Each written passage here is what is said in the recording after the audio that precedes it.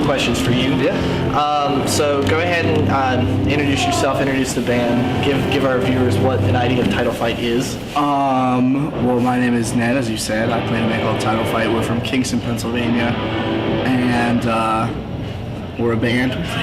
We play music, and you know, I don't know. It's kind of hard to talk about that. I feel always weird, but you know, we're a band, and we've been around since 2003, and we recently put out a record called Floral Green, and I don't know. We're on tour right now. Pianos Become the Teeth, Tiger Jaw, Single Mothers, and yeah, we've been to Richmond a lot. We love it, and I don't know what else to say about our band. It's that's a hard question. All right, so I guess I'm going to hit you with another hard question. There's always a debate, at least among my friends and all, whether or not you guys consider yourself a hardcore band or not.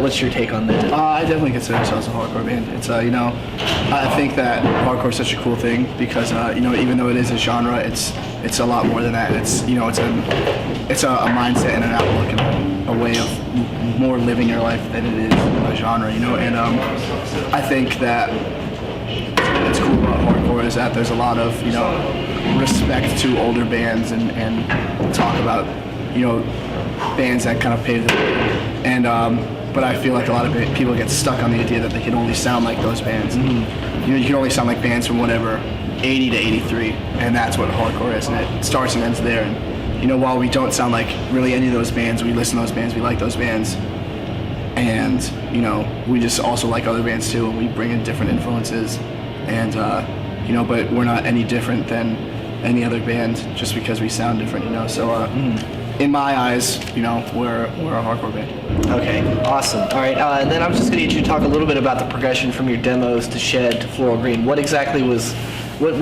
drove this progression? I mean, the demos, we were little kids, you know, and we were just playing music of bands that we liked, and at the time that was bands like, you know, whatever, like The Descendants and The Movie Life and stuff like that. And you know, as we grew up, we not only were listening to more bands and listening to more different bands, but we were also, you know, interested in kind of pushing ourselves in a different direction. And so with each thing we do, we always try and push ourselves, and it kept going to the point where, you know, where we got to the 7-inch Last Thing You Forget, and we did, you know, a lot of stuff that was very different for us then. And then we, you know, took a little bit of time to write our first full length, which came out next, and we pushed ourselves again. And from there, we pushed ourselves even further. Now we're at Floral Green, and you know, first off, we don't want to be boring. We don't want to be repetitive. We don't want to do the same thing, same record over and over again, just for our own purpose. You know, it's kind of a little redundant to do the same thing. Exactly. So you know, we just want to push ourselves into a different direction, and with doing that, we bring in new influences all the time, and we, you know, and not only that, but we just try and really do something that we've never done before, and push ourselves, you know, in a different direction musically, and not just for the sake of doing that, but because, you know, we want to keep pushing forward and not dwell on what we did, because we're always happy with what we did, but we want to do it better next time and go even further than we did before. Awesome. All right, and then I guess you're definitely successful because you guys made Billboard Top 200. What does that mean to you guys as a band? It's kind of crazy because, you know, I've never really cared about any of that stuff, and I still really don't. And you know, it's a really cool achievement, and you know, it's really cool. It's kind of hard to say anything other than that. It's, you know, very shocking to me. I did not see that coming. But you know, it makes my parents happy. They're cool. You know, it's something to show my parents. But at the end of the day, what matters more to us is, you know, writing the music that we want to write. And you know, if people want to listen to it and people buy our record and we get #1 on the Billboard charts or whatever, like, that's awesome. But it's more important to us to be true to ourselves and to write music that we like.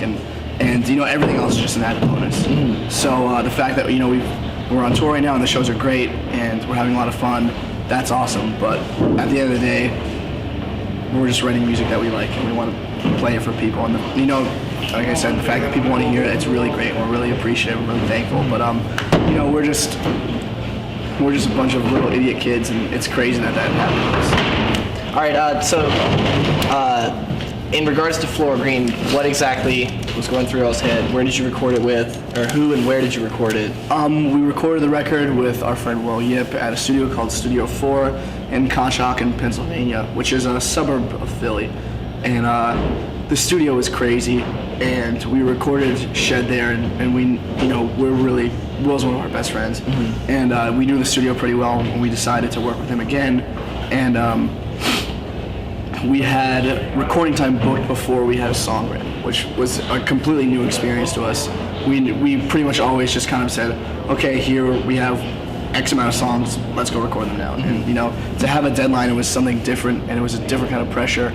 And it was bad at times. I hate being stressed out about time. That really always grinds my gears. But at the same time, I think it added some sort of like nervous exciting energy to us that we never had before. Because we knew that we had to write something, and we knew it had to be good, or we weren't going to record it.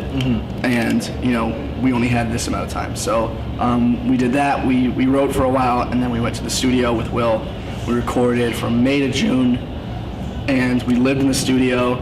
And it's not, I know, you'll watch videos of bands recording, and they'll have whatever, like a whole area to themselves with a pool table and like bunk beds and PlayStation 3 and an Xbox and all this stuff. And we were literally sleeping on, there was one couch, a love seat, and floor, and that was it, and that's all we had. And so we were sleeping on the floor and showering, once every 2-3 days, and just recording every day for whatever, from 10 until 1 in the morning. And it was a very stressful process at times, but at the same time we were all on the same wavelength, and we were all very on the same page, and it was really cool to be in that atmosphere together with Will, who is a great guy. He's a great musician, great producer, and to have him involved and to just be doing all that was it was a fun month for sure. So with being on Warped Tour this summer, touring all the time whenever you're not doing large scale tours like that, where do you find time to write, relax, hang out with your friends and stuff like that? Or whenever we're home, pretty much. We usually have our schedules figured out pretty far in advance. It's kind of annoying at times to know that, like, okay, we have whatever up to next like June booked, and I know when I'm going to be home, I know when I'm going to be away, but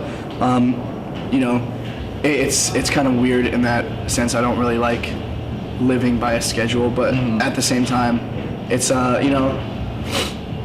we know exactly when we're going to be home. We know which of our friends are going to be home, what bands are coming through our town at that time, and it's an interesting way to live for right now, but I can't complain. I'm having a lot of fun, and we're home maybe like a month every 3 months or something like that, or maybe 2 weeks every couple months, something like that. So whenever we get home, we're always happy to be home, and we eat a lot of pizza, and we watch a lot of TV and movies and whatever normal people do, but then we go out and we don't have that opportunity for a while. So when we get home, it's that much nicer to do all that stuff. So do you have any rituals while you're on tour? Honestly, no. It's pretty much drive until you can't drive anymore, play until you can't sing anymore, and just repeat the next day. I like driving, so I drive all the time. And we play. This tour has been going since October 26th. It is November 23rd right now. We've had 3 days off. When yesterday was Thanksgiving, and that was one of our off days. We had to drive 6 hours from home to get here at 8 in the morning. And it's pretty much every day is just working a lot. And even if it's just kind of stupid, repetitive, easy stuff, it's it's very time consuming, and I don't know. I'm not a very superstitious guy, so I don't really have any rituals that I like to do. I just do the same thing every day out of habit, I guess. So what are your favorite small bands? The ones that most people think just kind of slip under the cracks. What are your favorite current bands? Yeah, current small bands. I'm very partial to bands from my area, and there's a band called United Youth, and they're great friends of mine.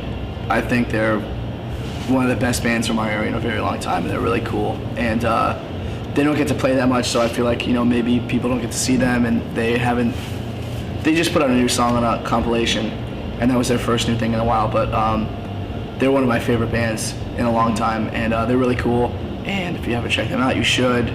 And I don't know. Yeah, I'm just gonna say United Youth because they're my favorite, and they're some of my, you know, great friends and stuff. I always love to get people to check that band out because I think they're doing really cool things, and not only that, they're just young kids that are excited about playing music, and I love to see that. So that's cool, and I'll always support that band. Awesome. All right, and then do you have any advice for other small and upcoming bands? Yeah, just have fun. I think that's the most important thing. You know, feel like a lot of people kind of get caught up in, you know, what we think of our music scene as being very small. It's pretty, you know, it's still small, but there's a lot of outside opinion and influence involved, and you know, people think that you need a booking agent, you need a manager, you need a record label to do all this stuff, and definitely that stuff helps, and it's cool to have, you know, to only worry about whatever, like we're gonna go play and that's all we have to worry about. And I feel like, you know, there's positives from all those things, but at the same time, you don't need any of that stuff. You know, if you're a band, just do it for fun, have fun. Don't worry about, you know, making money, because honestly, you're gonna lose some. And if you keep doing it, you'll make it back, maybe. But it's, you know, music is not recession-proof. I know that much. But, you know, yeah, I think the main thing about this is it's fun, you know. And I think if you're going in with the ideas of, oh, like we're gonna be this famous band, or we're gonna do these tours or something, or even on the level of just like, okay, like I just want to make enough money to live, like, you know, I think it's hard to do that and be happy. You know, I think this is such a great thing that we've all been a part of, and so fortunate to be here and be playing and be on the road all the time. But the reason why we still do this every day and we don't have a normal job is because this is fun, and you know, it's an important creative outlet for us, and you know, it's a lot more than just the music you hear on the radio or something. You know, there's so much more to it, and you know, so just things that, you know, again, have fun, look for those things in this, you know, look for the deeper meanings beyond the whatever, the popularity, the money, the girls, any of that stuff. Just look for the real true meaning in this, and I think if you do that, even if you don't tour for the rest of your life, and you know, you don't have a gold record on your wall, you'll still have, you know, good memories, and you'll have made good friends, and that's what's the most important thing about this whole scene. All right, and final question, what do you see as the future for Title Fight? I'm gonna keep doing what we've always done, and that's just playing shows, which is my favorite thing in the whole world to do. We're gonna play shows, we're gonna play a lot of them, we're probably gonna write new stuff. We jumped into doing a new full length pretty quick, and we're probably not gonna do the same thing again. We're gonna play these songs until we're sick of them. So you'll definitely see us around. And that's about it. That's all we ever do is play and eventually write new stuff. So yeah, that's what our plans are. Cool. All right, thanks for the interview. Yeah, thank you very much.